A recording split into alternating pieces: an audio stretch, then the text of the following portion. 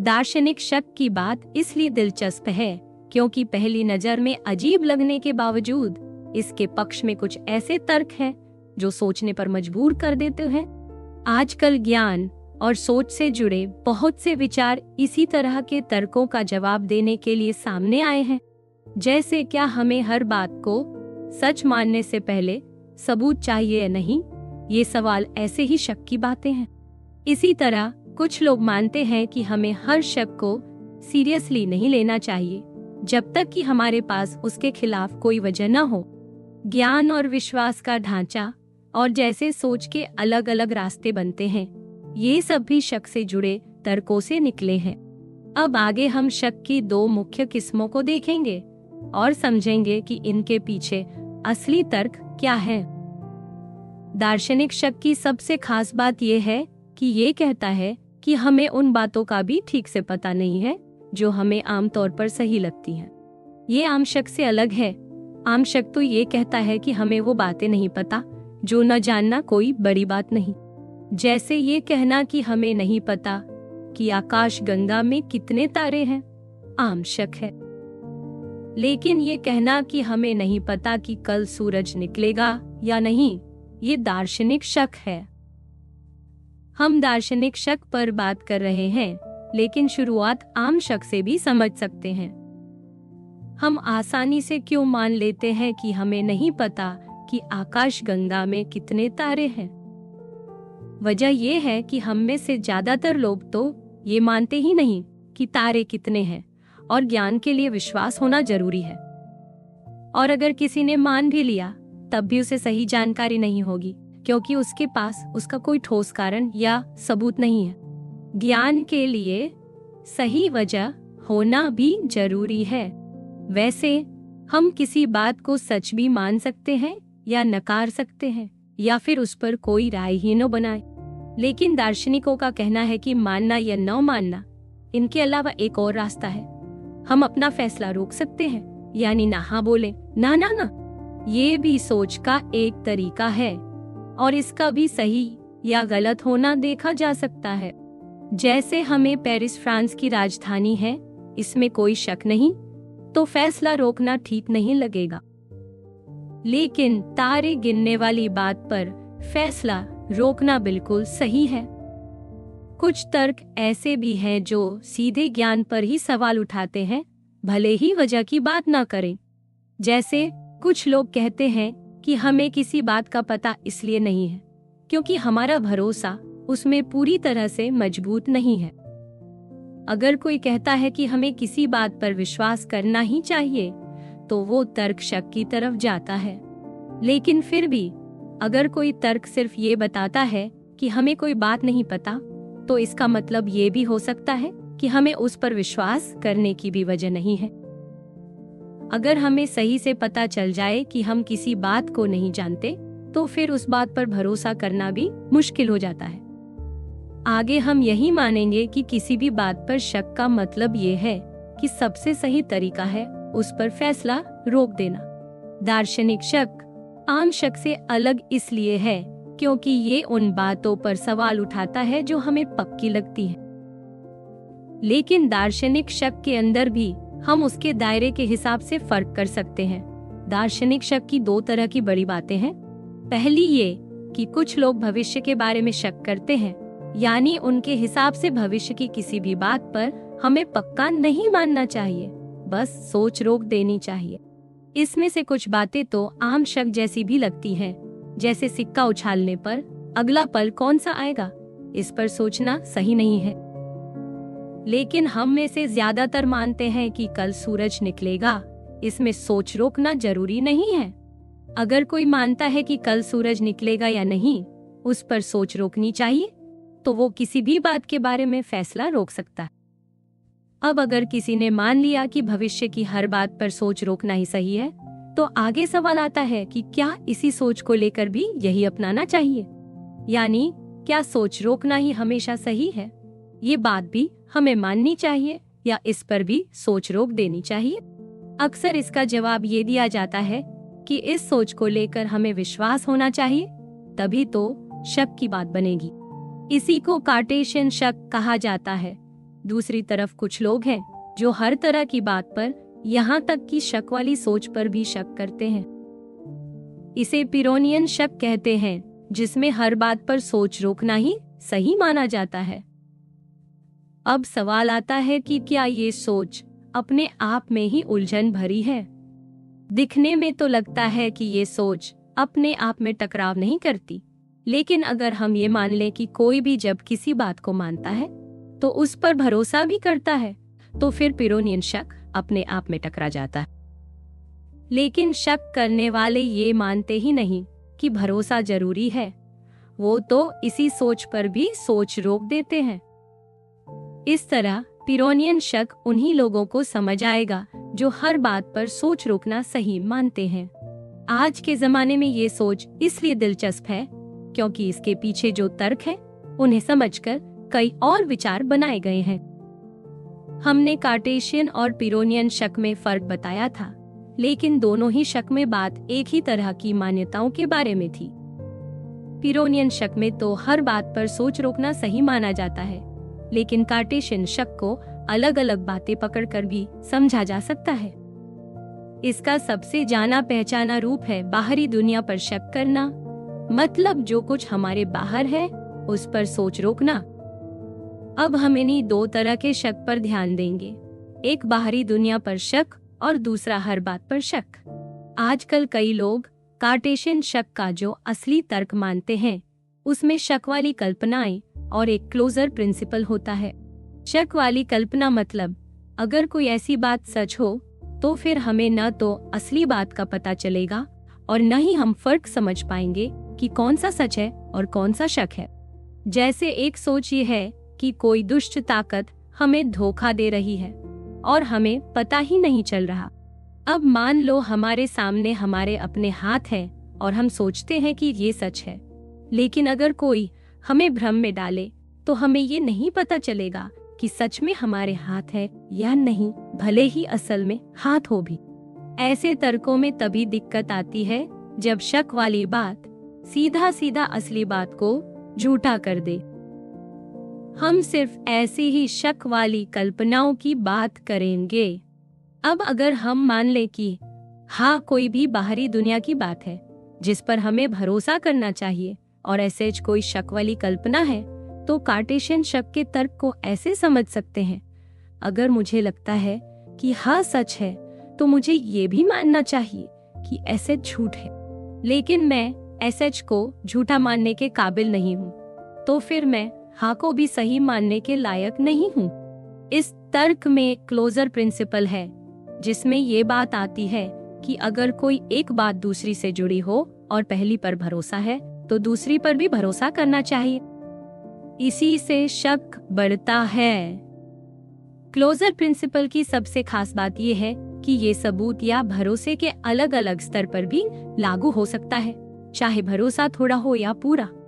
अब अगर इस तर्क को माने तो हमारे पास तीन रास्ते हैं, या तो हम तर्क की किसी बात को नकार दें, या कहें कि तर्क ही गलत है, या फिर मजबूरी में मान लें कि शक सही है।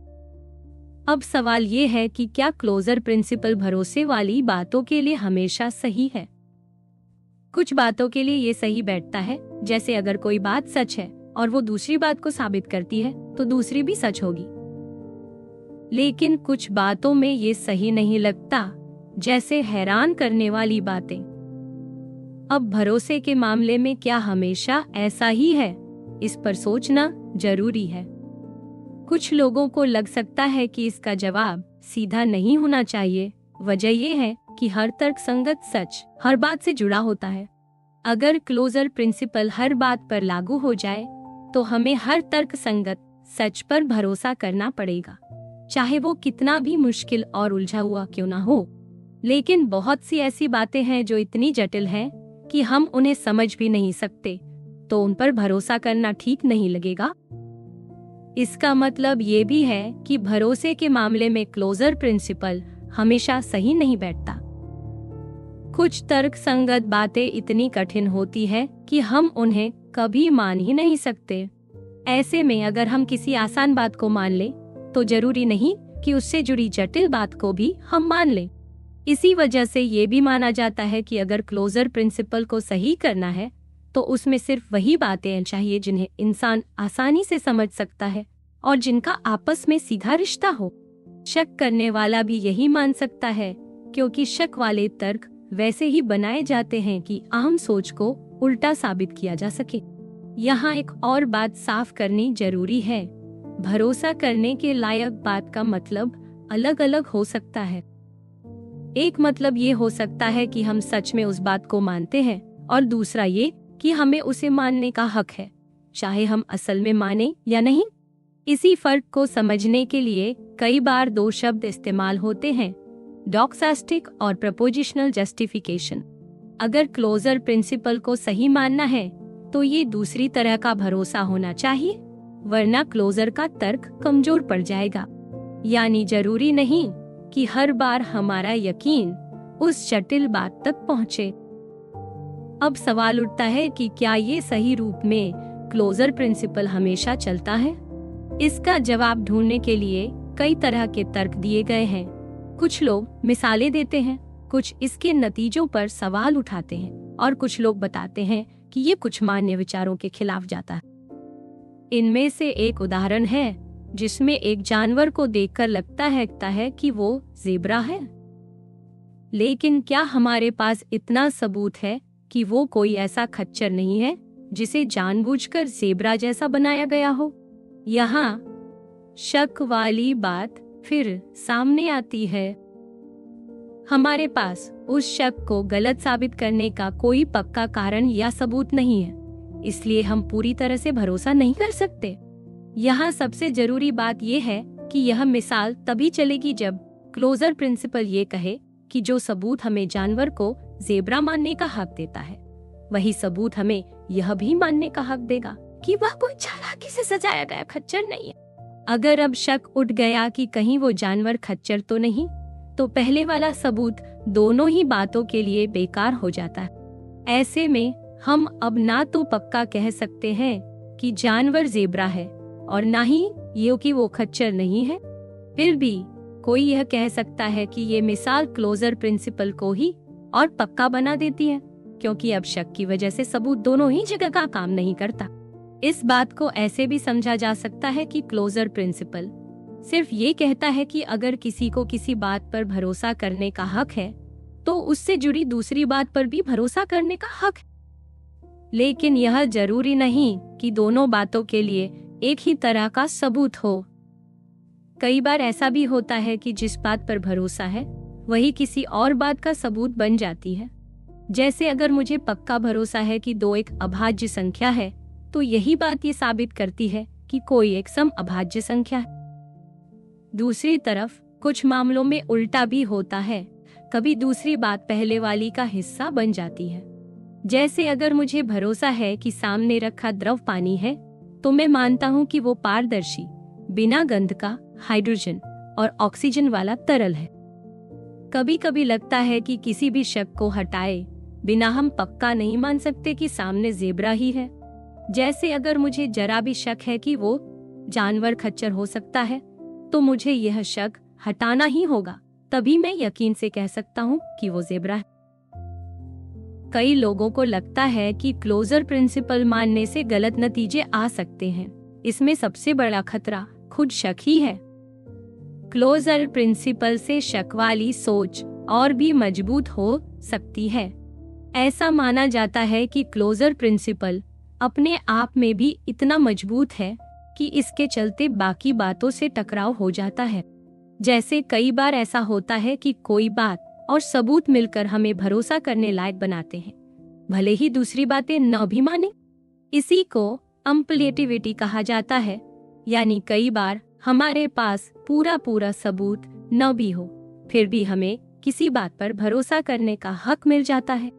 अगर हमारे पास किसी तर्क का नतीजा मानने का हक है, जैसे कि सभी पन्ने हरे हैं और यह हमने इस आधार पर माना है कि हमने कई हरे पन्ने देखे हैं, तो जरूरी नहीं कि हमें कोई और अलग से बात माननी पड़े जिससे वो, यानी हमें उसी आधार पर भरोसा करने का हक है, चाहे हमारे पास कोई और मजबूत सबूत न भी हो।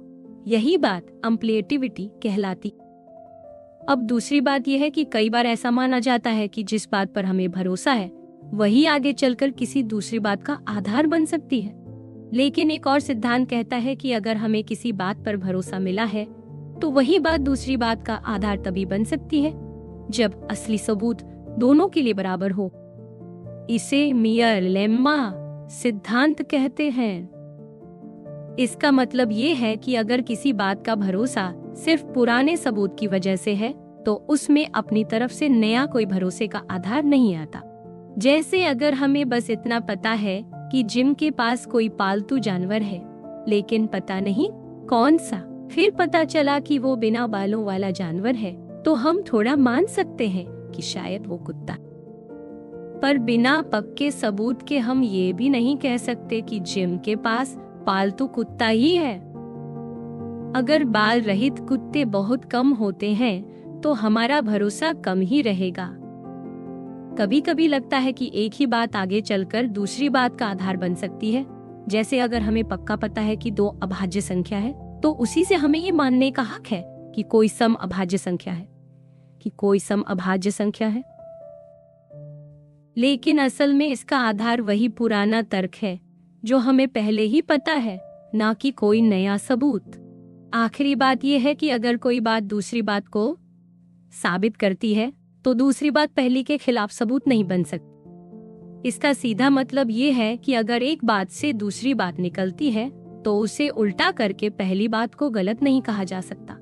अब अगर हम अम्पलिएटिविटी मान लें तो माना जाता है कि कभी कभी हमारे पास इतनी जानकारी होती है कि हम किसी नतीजे पर पहुंच सकते हैं, भले ही हमारे पास कोई और अलग से सबूत न हो। लेकिन अगर हम क्लोजर प्रिंसिपल को माने तो इससे कई बार टकराव हो जाता है, क्योंकि कई बार ऐसा होता है कि हमारे पास कोई बात मानने का हक है, लेकिन उसके लिए हर बार अलग से और भी बातें मानने की जरूरत नहीं होती। यह बात अम्पलिएटिविटी की सीधी विरोधी नहीं है, बल्कि उसके करीब है। अम्पलिएटिविटी कहती है कि जरूरी नहीं कि किसी को हर बात पर अलग से पक्का सबूत हो। जरूरी ये है कि किसी बात पर भरोसा करने का हक उसी के अपने आधार पर हो सकता है, न कि हमेशा किसी और बात के आधार पर। अगर हम मियर लेम्मा मान लें तो किसी बात पर भरोसा तभी सही है जब असली सबूत दोनों के लिए बराबर हो। लेकिन अगर यही सबूत हमें आगे की बातों पर भी भरोसा दिलाता है तो ये एंटेलमेंट से नहीं मिलता। अगर एक ही सबूत हमें किसी नतीजे पर भरोसा देता है तो वही सबूत उसके उल्टे पर भी शक नहीं दिला सकता। ऐसे में कभी कभी क्लोजर प्रिंसिपल से टकराव हो जाता है, क्योंकि यह जरूरी नहीं कि हर बार हर बात के लिए अलग से नया सबूत हो। कुछ लोग ऐसे तर्कों को क्लोजर प्रिंसिपल के खिलाफ मानते हैं, तो कुछ लोग एंटेलमेंट से ही असहमत हैं, और कुछ मानते हैं कि अम्पलिएटिविटी नकारना भी गलत नहीं है। यानी इस बहस का कोई एकदम पक्का जवाब नहीं है। कुछ विचार ऐसे भी हैं जो क्लोजर प्रिंसिपल से मेल नहीं खाते। एक विचार यह है कि किसी को किसी बात का सही ज्ञान तभी है जब वह उस पर विश्वास भी करता हो, वो बात सच भी हो, और अगर वो बात सच न होती तो वो व्यक्ति उस पर विश्वास ना करता। इसे ट्रैकिंग थ्योरी कहते हैं, यानी हमारे विश्वास हमेशा सच के पीछे पीछे चलते हैं। मिसाइल टारगेट को जिस तरह फॉलो करती है, वैसे ही हमारा यकीन भी सच के साथ होना चाहिए। अगर किसी की सोच किसी बात के सच या झूठ होने के हिसाब से बदलती नहीं है तो वो असली ज्ञान नहीं है। अब अगर ये बात सही है तो क्लोजर प्रिंसिपल यहाँ फेल हो जाता है, क्योंकि शक की स्थिति में अगर कोई किसी बात को सच मान भी ले तो भी वो ये नहीं कह सकता कि वो किसी धोखे में नहीं। इसका मतलब या तो ये शर्त बहुत सख्त है या फिर क्लोजर प्रिंसिपल गलत है। कुछ लोग मानते हैं कि ये शर्त जरूरत से ज्यादा कड़ी है। जैसे अगर किसी ने बर्फ जैसी ठंडी नींबू पानी बाहर धूप में छोड़ दी और काफी देर बाद उसे याद आया, तो वो ये मान सकता है कि अब नींबू पानी ठंडा नहीं होगा। अगर हकीकत में भी नींबू पानी ठंडा ही रह गया तो ये कोई अजीब हालात होंगे। यानी जरूरी नहीं कि हमारा यकीन हर बार सच के पीछे पीछे चले, फिर भी हम सही कह सकते हैं। क्लोजर प्रिंसिपल पर और भी बहुत कुछ कहा जा सकता है, लेकिन अब हम तर्क के दूसरे हिस्से पर आगे बढ़ते हैं। CP2 ये कहता है कि हम ये मानने के लायक नहीं हैं कि हमारे साथ धोखा नहीं हो रहा, यानी हमें भरोसा करने का हक नहीं है कि हम किसी झूठी या भ्रम वाली हालत में नहीं फंसे हैं। अब इसके लिए क्या तर्क दिए जा सकते हैं? अक्सर शक वाली स्थिति को ऐसे तैयार किया जाता है कि मानो हम खुद कभी पता नहीं लगा पाएंगे कि हमें धोखा दिया जा रहा है। जैसे कोई ऐसी ताकत है जो हमें यकीन दिला सकती है कि हमारे सामने हाथ है, जबकि असल में कुछ भी नहीं, और हमें पता भी नहीं चलेगा कि असलियत क्या है। लेकिन यहाँ एक बात पर ध्यान देना जरूरी है। शक करने वाला ये नहीं कह सकता कि अगर कोई बात झूठी है तो हमें उस पर यकीन ही नहीं होना चाहिए, क्योंकि ये शर्त बहुत ज्यादा सख्त हो जाती है। हमने पहले भी देखा कि अगर हर बार ऐसा ही माने तो कई बार सही बातें भी गलत मान ली जाएंगी। अगर यही शर्त रखी गई तो क्लोजर प्रिंसिपल भी फेल हो जाएगा और फिर पूरा तर्क ही कमजोर पड़ जाएगा। कुछ विचारकों का कहना है कि शक की बातों में अक्सर दो बातें गड़बड़ होती हैं, सेंसिटिविटी और सेफ्टी।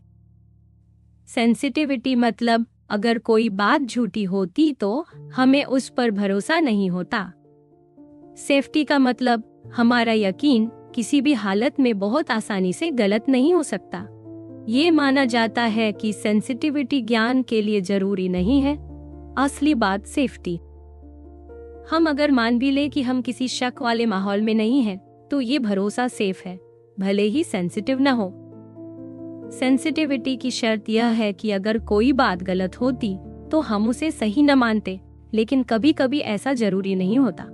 जैसे अगर दो लोग ताश का पत्ता उठाएं और मैच जलाने की बात हो, तो एक के जलाने पर माचिस जल सकती है, पर यह जरूरी नहीं कि अगर माचिस नहीं जली। इसी तरह शक वाली बातें हमेशा उल्टी नहीं होती। इसलिए ये सोचा गया कि सेफ्टी को असली कसौटी मानना चाहिए। अगर हमारा यकीन इतनी आसानी से गलत नहीं हो सकता तो वो सेफ। इसका मतलब ये है कि अगर किसी बात पर हमारा यकीन बार बार अलग अलग हालात में भी गलत नहीं होता तो वही असली ज्ञान है। इस तरह सेफ्टी असली मायने में ज्यादा सही कसौटी है और इसी वजह से शक वाली सोच को ज्यादा तवज्जो नहीं मिलती। तो कुल मिलाकर शक वाली सोच को सही मानना इसलिए जरूरी नहीं है क्योंकि हमारे भरोसे में सेफ्टी है, और बस शक या भ्रम की कल्पना से हमारा भरोसा कमजोर नहीं हो जाता। क्या सेफ्टी ज्ञान के लिए जरूरी है? कई लोगों ने माना है कि जैसे सेंसिटिविटी के खिलाफ मिसालें मिलती हैं, वैसे ही सेफ्टी के भी उल्टे उदाहरण हैं। मान लो किसी ने हैलोवीन पार्टी रखी है और उसका घर ढूंढना मुश्किल है, इसलिए किसी को रास्ते पर खड़ा किया गया है जो सबको बताएगा कि पार्टी किस घर में है। लेकिन अगर कोई खास शख्स आता है तो पार्टी अचानक दूसरी जगह शिफ्ट कर दी जाएगी। अब अगर मैं अपने असली रूप में जाता हूँ तो मुझे सही रास्ता बता दिया जाता है, लेकिन अगर मैं भेस बदल लेता तो वही जवाब गलत साबित होता। इसका मतलब है कि मेरा यकीन सेफ नहीं है, क्योंकि बहुत आसानी से मेरा भरोसा गलत हो सकता था, फिर भी मैं सही बात जानता हूँ। अब तक हमने देखा कि सिर्फ सेंसिटिविटी की शर्त पर शक को सही ठहराना मुश्किल है और सेफ्टी को भी हर बार सही मानना आसान नहीं है। तो क्या और कोई तरीका है जिससे CP2 को मजबूत किया जा सके? एक सोच यह है कि शक वाली हालत और आम हालत में हमारे पास सबूत बराबर हैं। कई बार कहा जाता है कि दोनों में फर्क ही नहीं है, क्योंकि दोनों में इंसान को एक जैसी अनुभूति होती है। लेकिन कुछ लोग मानते हैं कि ऐसा नहीं है। हमारे पास आम हालात में ज्यादा सबूत होता है, क्योंकि हमें असल में जो चीजें पता है वो शक वाली हालत में पता नहीं होती। जैसे अगर असलियत में हमारे हाथ हैं, तो हमें इसका पक्का भरोसा भी है। इसलिए आम हालात में हम ज्यादा जानकार हैं और यही हमारे पास असली सबूत है। यह भी जरूरी नहीं है कि अगर शक वाली हालत में हमें कुछ पता नहीं चलता तो आम हालत में भी हमें न पता चले। असल में फर्क ये है कि शक वाली हालत में बात झूठी है, जबकि आम हालत में सही है, इसलिए दोनों में बराबरी नहीं बैठती। कुल मिलाकर सिर्फ शक की वजह से यह नहीं कहा जा सकता कि हम सही बात पर भरोसा करने के लायक नहीं हैं। अगर हमारे पास सही सबूत है और असलियत में वही हो रहा है, तो हमारा भरोसा भी सही है। ज्ञान के लिए सच होना जरूरी है, इसलिए शक वाली हालत में अगर कोई बात झूठी है तो हमें उस पर सही ज्ञान नहीं मिल सकता, चाहे हमारे पास कितना भी सबूत हो। यानी हमारा भरोसा तभी सही कहलाएगा जब असल में वो बात सच हो। लेकिन शक करने वाला कह सकता है कि हर शक वाली हालत में जरूरी नहीं कि सब बातें झूठी हो।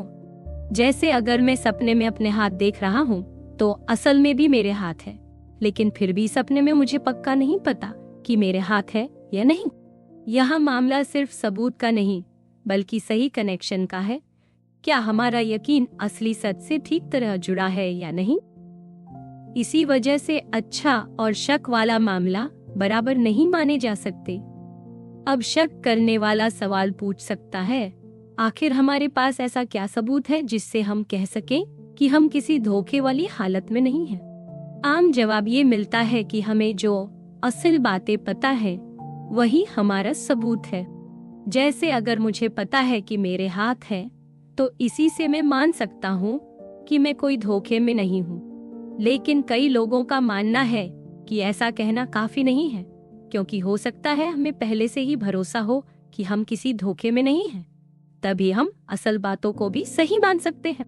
यानी जब तक हमें ये यकीन न हो कि हम शक वाली हालत में नहीं हैं, तब तक हमें बाकी बातों पर भी भरोसा करने का हक नहीं है। एक और सोच ये है कि हमें किसी बात पर भरोसा करने के लिए हर बार कोई सबूत चाहिए। ये जरूरी नहीं। कभी कभी हम बस इस वजह से किसी बात को मान लेते हैं कि अगर ऐसा न माने तो किसी भी बात पर भरोसा करना ही नामुमकिन हो जाएगा। यानी हमें ये मान लेने की छूट है कि हम शक वाली हालत में नहीं हैं, वरना कोई भी बात पक्की नहीं होगी। फर्क बस इतना है कि किसी बात को मानना और किसी पर भरोसा करना दोनों एक जैसी चीजें नहीं हैं। मानना मतलब सबूत के साथ यकीन करना, और छूट पाना मतलब बिना सबूत के भी उस हिसाब से सोचना या व्यवहार करना जैसे हमें यकीन हो। इस तरह कई बार हम बिना साफ सबूत के भी जरूरी बातें मानकर चलते हैं ताकि बाकी भरोसे वाली बातें भी सही ठहर सके। कुछ लोगों का कहना है कि भले ही हमारे पास साफ साफ सबूत न हो कि हम किसी धोखे वाली हालत में नहीं हैं, फिर भी हमारे पास ऐसा मानने की एक वजह जरूर है, जो सिर्फ इस डर पर नहीं टिकी कि अगर ना माने तो किसी भी बात पर भरोसा नहीं कर सकेंगे। जैसे कुछ तर्क नियम ऐसे होते हैं जिनके हिसाब से अगर हमें लगता है कि हमारे सामने कुछ लाल रंग की चीज है तो हम मान सकते हैं कि सच में कुछ लाल रंग की चीज है। ये नियम हमें तर्क के साथ किसी बात को मानने की इजाजत देते हैं, भले ही कभी कभी इसमें गलती भी हो सकती है। इस सोच के मुताबिक अगर हमें ऐसा अनुभव होता है कि कुछ लाल है तो हम कह सकते हैं कि सच में कुछ लाल है, और यही सोच शक वाली हालत को गलत मानती है जिसमें दिखता कुछ है और असल में होता कुछ और है। अब बात करते हैं एक नए तरीके की, कॉन्टेक्सचुअलिज्म की। अब तक हमने कार्टेशियन शक के दो तर्कों पर बात की थी। अब एक अलग तरीका ये है कि कई बार एक ही वाक्य अलग अलग मौके पर अलग मतलब देता है। जैसे बारिश हो रही है, ये बात हिंदी में भी सही है और अंग्रेजी में भी, बस मौके का फर्क है। कभी कभी एक ही वाक्य अलग मौके पर अलग सच साबित होता है। जैसे अगर मैं कहूँ कि मैं भरोसा करने लायक हूँ कि मेरे पास हाथ है, तो ये रोजमर्रा की बातचीत में सच हो सकता है, लेकिन अगर वही बात कोई बहुत कड़ा सवाल पूछ रहा हो तो इस पर शक किया जा सकता है। इस सोच के हिसाब से हम कब और कितने भरोसे के साथ कोई बात कह सकते हैं, ये उस वक्त की बातचीत और माहौल पर भी निर्भर करता है। यानी जब आम बात हो रही हो तो छोटी छोटी बातों पर भी हम खुद को सही मान सकते हैं, लेकिन अगर बहुत गहराई से सवाल हो रहा हो तो वही बात कमजोर भी लग सकती। इस तरह से हर बात के भरोसे का पैमाना अलग अलग हो सकता है, और यही कॉन्टेक्सचुअलिज्म का असली विचार है। कॉन्टेक्सचुअलिज्म के हिसाब से जो तर्क कार्टेशियन शक के लिए दिया जाता है उसमें हर बार एक ही बात नहीं कही जाती। असल में अलग अलग मौके पर एक ही वाक्य से अलग अलग बातें निकलती हैं। रोजमर्रा की बातचीत में जब हम कहते हैं कि हमें शक वाली हालत में नहीं है तो ये बात झूठ साबित हो सकती है, लेकिन जब बहुत गहराई से जांच हो रही तब यही बात सही साबित हो सकती। क्लोजर प्रिंसिपल वाला हिस्सा हमेशा सही रहता है, बस ये ध्यान रखना जरूरी है कि बातचीत का माहौल बीच में न बदले। मतलब एक ही तर्क कभी सही तो कभी गलत भी हो सकता है। ये सब उस माहौल पर निर्भर करता है जिसमें वो बात की जा रही है। लेकिन भले ही कॉन्टेक्स्चुअलिज्म शक के जवाब में एक सुलह की तरह दिखता है, शक करने वाले के लिए ये भी पूरी तरह मानने लायक नहीं है, क्योंकि इसमें माना गया है कि आम हालत में हम शक वाली बातों को नकार सकते हैं, पर शक करने वाला मानता है कि हम बिल्कुल भी किसी भी हालत में शक वाली बातें नहीं नकार सकते। यानी उसके हिसाब से हमें थोड़ा भी भरोसा करने का हक नहीं है। कॉन्टेक्स्चुअलिज्म में यह मानने की कोई पक्की वजह नहीं दी जाती कि हमें शक वाली हालत को नकारने का थोड़ा भी हक है।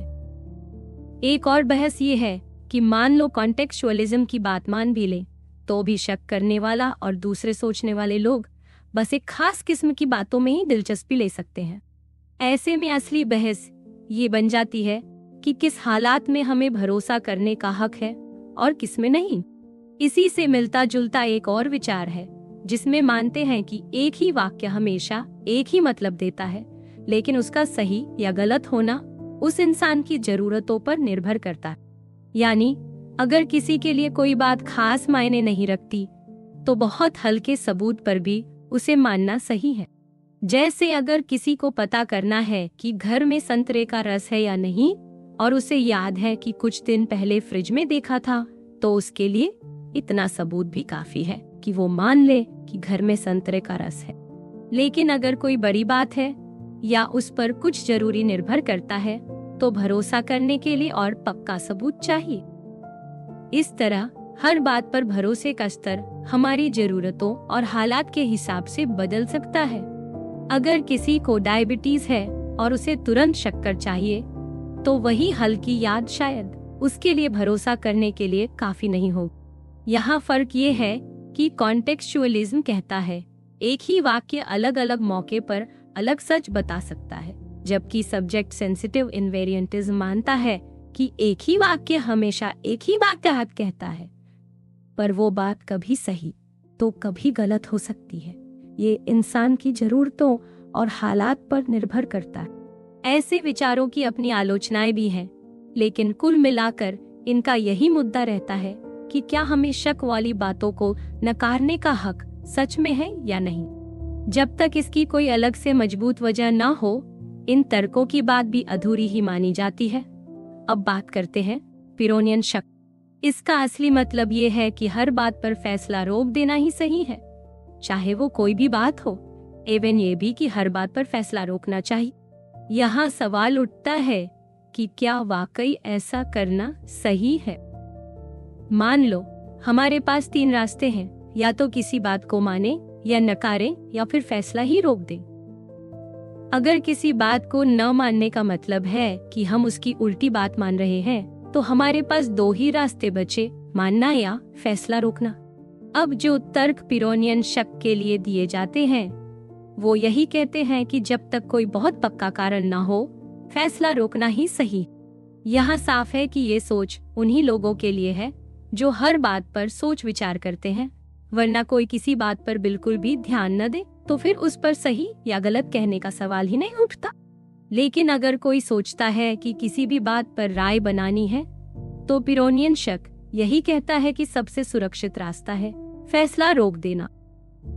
पिरोनियन शक का असली मकसद था मन की शांति पाना, जब चारों तरफ अलग अलग राय मिलती है और कोई पक्का जवाब नहीं मिलता। इसके लिए पिरोनियन शक ने कुछ खास तरीके बताए जिन्हें अग्रिप्पा के तरीके कहा जाता है। इनमें से 3 सबसे जरूरी हैं: बिना वजह मान लेना, गोल गोल तर्क या घुमाव और अनंत पीछे जाते सवाल। ये तीनों तरीके ऐसे काम करते हैं कि जब भी कोई अपने यकीन को सही बताता है, शक करने वाला उस यकीन की वजह पूछता है। अगर जवाब देने वाला कोई वजह नहीं दे पाता तो पिरोनियन मान लेता है कि उस बात पर फैसला रोकना ही सही है, क्योंकि कोई वजह ही नहीं दी गई। अगर कोई दूसरी बात बताई जाती है तो या तो वो वही बात होती है या कोई नई। अगर वही बात है तो वो गोल गोल घूमना हो गया, यानी बात अपने आप को ही साबित कर रही है जो सही नहीं है। अगर नई बात है तो फिर उसी तरह उसकी वजह पूछी जाएगी और यही सिलसिला चलता रहेगा। हर बार नई वजह बताना मुमकिन नहीं होता, क्योंकि आखिर में या तो जवाब देने वाला चुप हो जाएगा या फिर वही बातें बार बार दोहराएगा। इसी को अनंत पीछे जाते सवाल कहा जाता है। ऐसे में पिरोनियन यही मानता है कि सबसे ठीक तरीका है हर बात पर फैसला रोक देना। इन तरीकों को एक तर्क की शक्ल में भी समझाया गया है, जिसे अग्रिप्पा की त्रिलेमा कहा जाता है। ये तर्क दिखाता है कि किसी भी बात को बिना रुकावट सही मानना आसान नहीं है। या तो वजह ही नहीं होती, या वही बात दोहराई जाती है, या फिर कभी खत्म न होने वाले सवालात। इसी वजह से पिरोनियन शक कहता है कि असली समझदारी यही है कि फैसला रोक दिया जाए, ना हाँ कहे ना। अब अग्रिप्पा की त्रिलेमा को अच्छे से समझने के लिए कुछ बातें जानना जरूरी है। अगर कोई भरोसा का बिलीफ सही है तो या तो वो खुद से सही है, बेसिक भरोसा, या फिर किसी और भरोसे के आधार पर सही है। एक भरोसे की चेन में हर भरोसा किसी और भरोसे से जुड़ा होता है।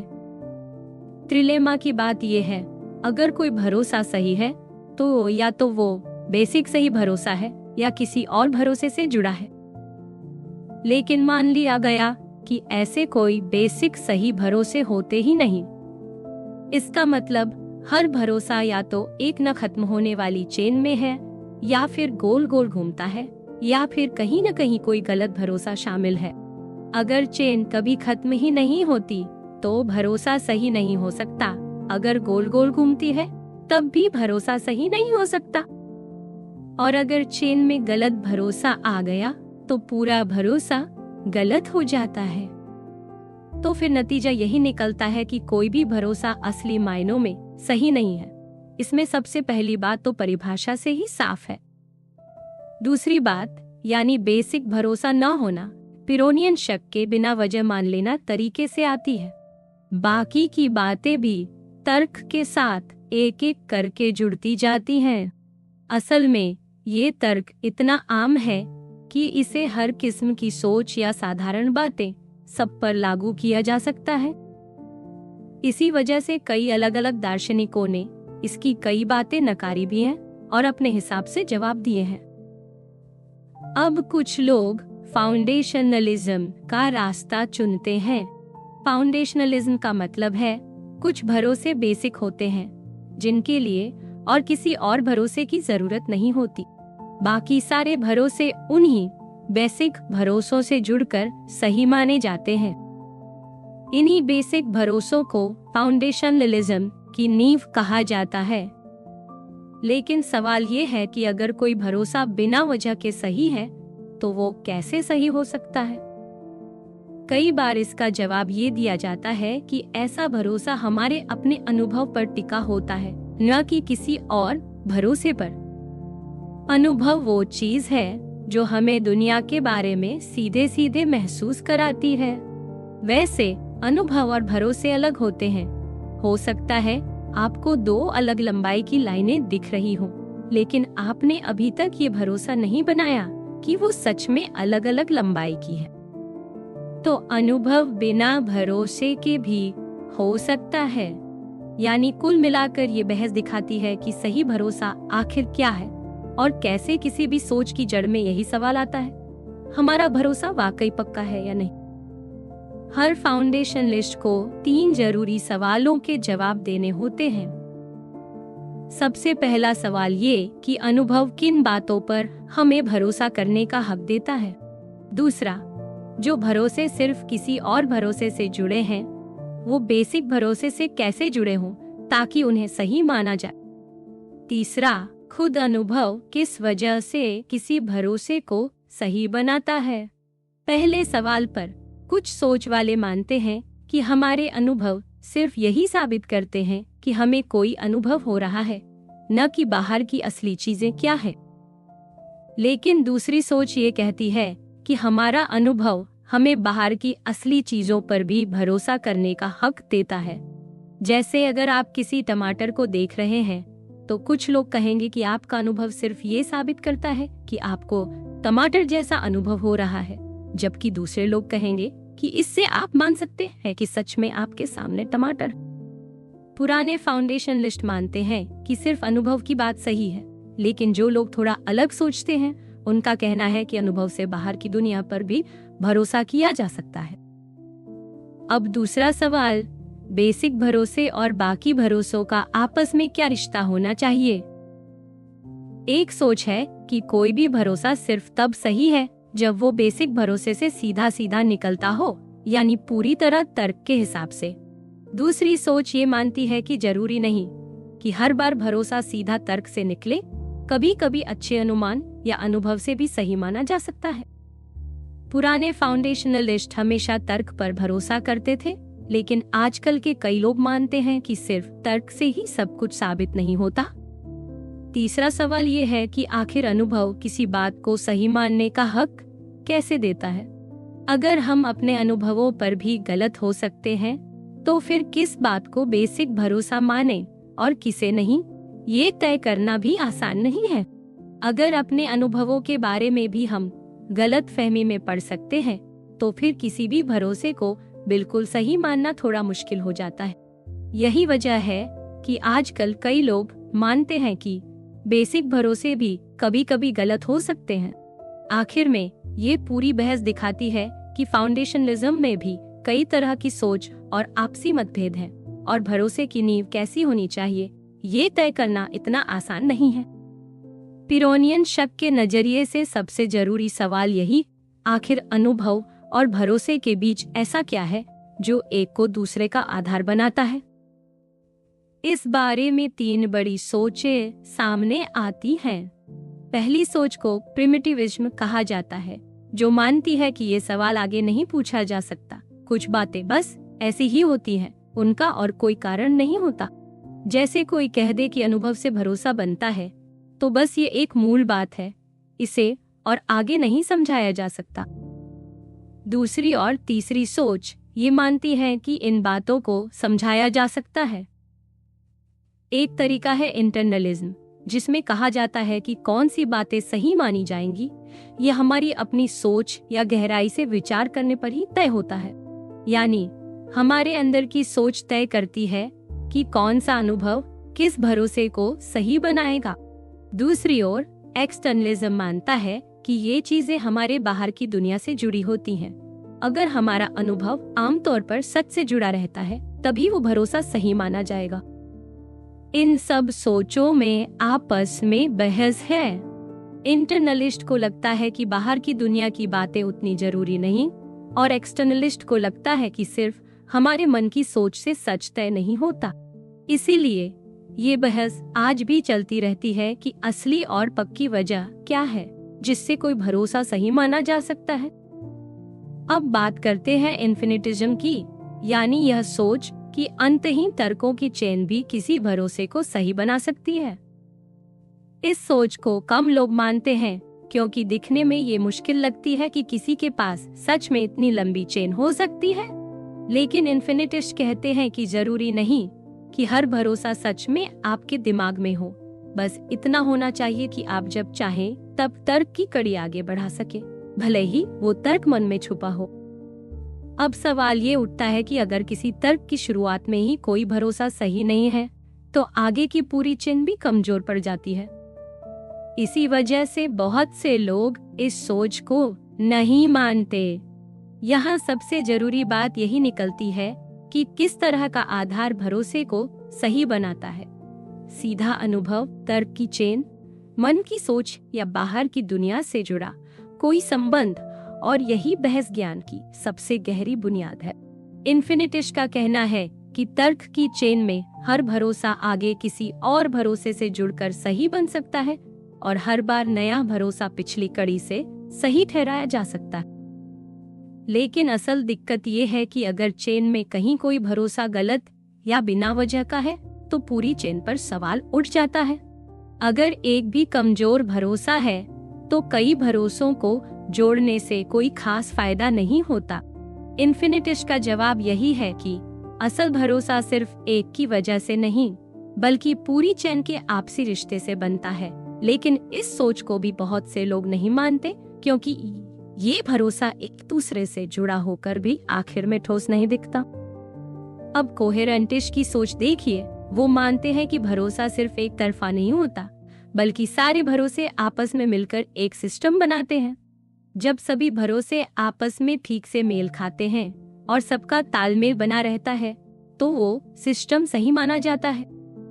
कोहेरेंटिस्ट के लिए भरोसे का मतलब है पूरा भरोसे का जाल, न कि अलग अलग टुकड़े, जैसे किसी की पूरी सोच एक साथ फिट बैठी हो। लेकिन इस सोच पर सबसे बड़ा सवाल ये उठता है कि अगर कोई पूरी सोच बस आपस में जुड़ी हुई है पर असल जिंदगी या अनुभव से कोई लेना देना नहीं है तो क्या वो सही मानी जाएगी?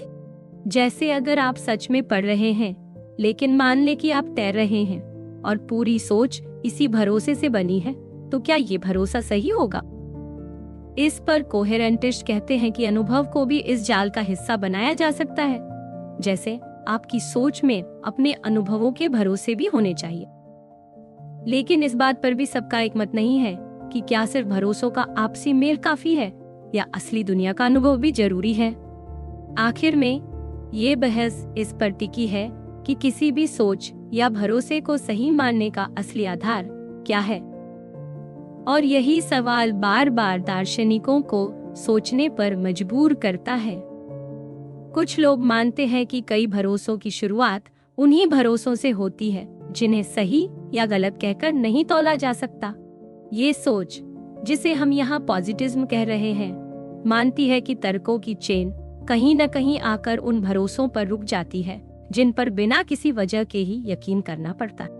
फाउंडेशनलिज्म में भी चेन फाइनाइट और बिना गोल गोल घूमे मानी जाती है, लेकिन वहाँ शुरुआत के भरोसों को किसी न किसी तरह सही माना जाता है, जबकि पॉजिटिज्म कहता है कि कुछ भरोसे बिना वजह के मानने पड़ते।